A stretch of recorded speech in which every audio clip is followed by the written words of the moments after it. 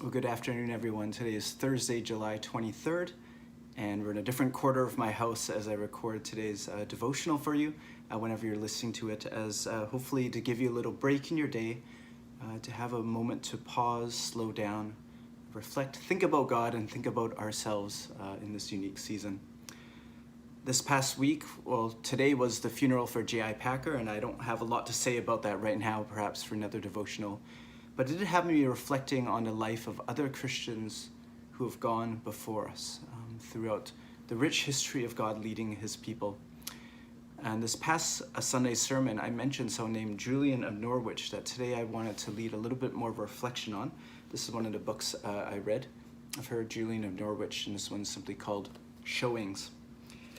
I think looking back in history helps us because there's a bunch of things we're facing as a world and a society we've never seen before, whether it's incredible political turmoil.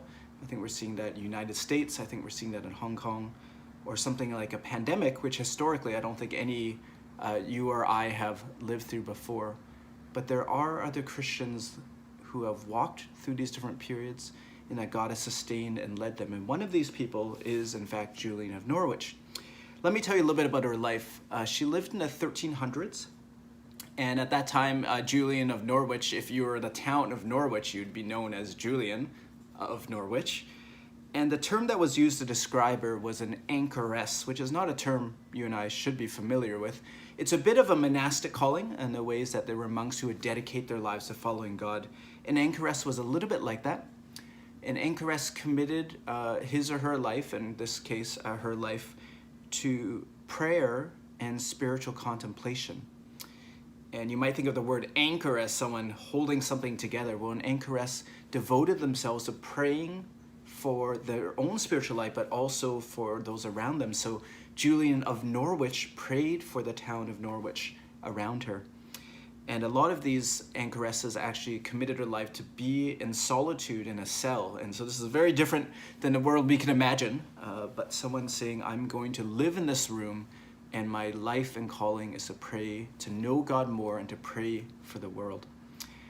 Now, I think there are three things that really mark out her life that make it very interesting to me, and I think has something to say to us today.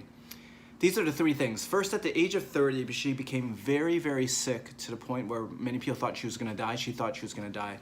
And she was stuck in a bed for quite a while. We don't know exactly, but she writes and reflects on prayer and meeting God in the midst of being extremely sick, even to the point of thinking her life would end. So that's one thread of being incredibly sick in different periods of her life. The second is during the 1300s, the Black Plague, the bubonic plague, came several times. And so being in the main church overlooking the city square, she had a bit of a temperature of what was going on for the people of Norwich.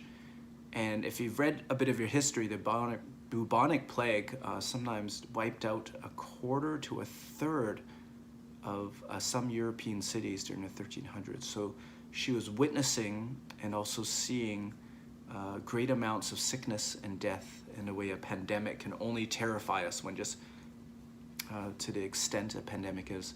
The third, she also saw wars and great political turmoil. So there was issues going on, what's known as the Peasants' Revolt, and she also witnessed great war and death as well.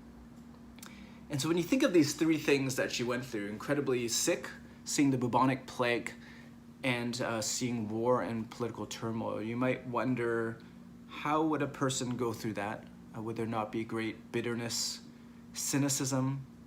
Might someone be drawn away from God actually during those times? God, how can I even believe you exist in the midst of this? What makes Julian of Norwich, I think, a lasting historical character that so many people read, and especially during this time of COVID-19, people have been turning back to, is that in the midst of all this, she amazingly grew closer to God. And it was as if she could see her sickness or see the pandemic she went through, see the war as being so much evil and so much bigger than who God is. Instead, in the midst of what she went through, it was as if God's love and goodness became so big in her spiritual life that her own life and sickness, the pandemic, the war, were actually small in comparison to her spiritual vision of who God is. I don't want to read you too much of it. You can see the book's a little bit long, but there are two images or two words that she uses that I find very, very helpful. There's one where she reflects on a little hazelnut. She's praying and she imagines a little hazelnut. I don't have a hazelnut. I do have a small seed. I will show it to you. This is a coriander or cilantro seed as I'm growing some of these. Something very small she held in her hand. And during this time of prayer, it's as if God helped her realize it's actually God's love that holds all of life together. The whole universe is held together by a creative God who created it, loves it, and preserves it. So when she reflected on even something as small as this, and which has the recipe for life inside, is held together by God's love. And she thought if even something that small, she was able to entrust her own life in the midst of being incredibly sick before God.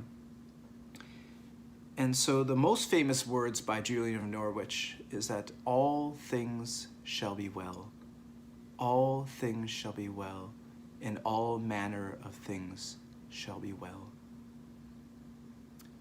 I don't think we feel that things will be very well right now. I think when I've been reflecting and thinking about the world, seeing the world continue to go through what feels like a slow motion disaster of COVID-19.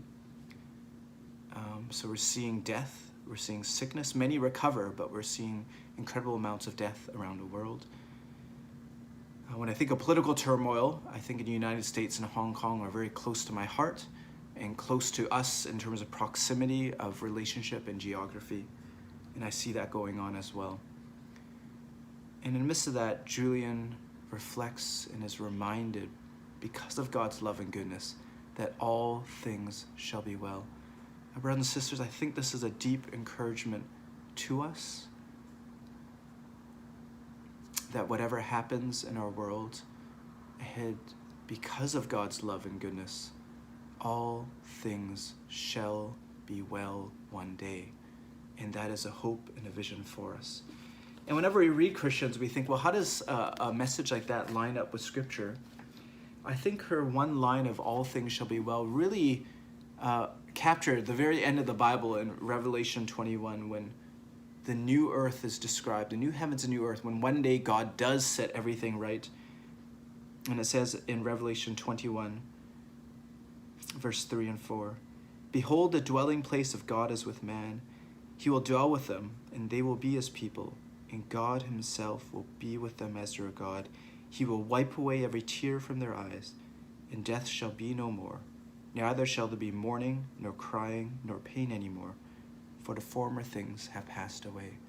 I think if you needed to summarize what the future of the new heavens and new earth is that one day all things shall be well. Well, there's been two artistic expressions that have been inspired by Julian of Norwich. I'm going to link to two videos that you can link on either side of me and come back to view them, or I'll include them in the description below as well. The first one is going to be a video that I played this last Sunday, done by a website called The Work of the People, where they created this wonderful music video and shows a few reflections and shares a few more of the words that Julian of Norwich wrote. Secondly, one of my favorites is a wonderful song written by a folk songwriter, Cindy Carter, in the mid-1900s, reflecting on the bells of Norwich, what would have been like for Julian to be looking over the city, seeing death and war and other things, yet saying all things shall be well.